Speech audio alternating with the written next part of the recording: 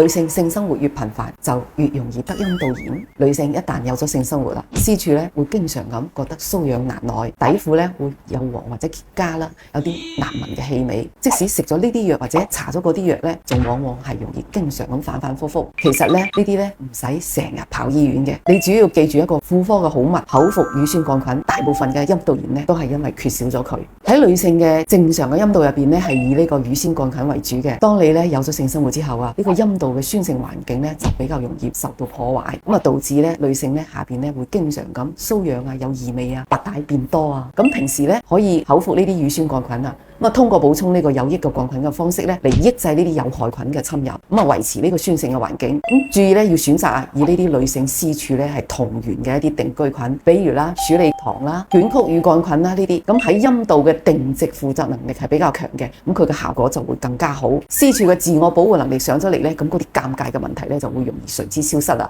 唔會咧再反覆咁困擾你。大家記低未呢？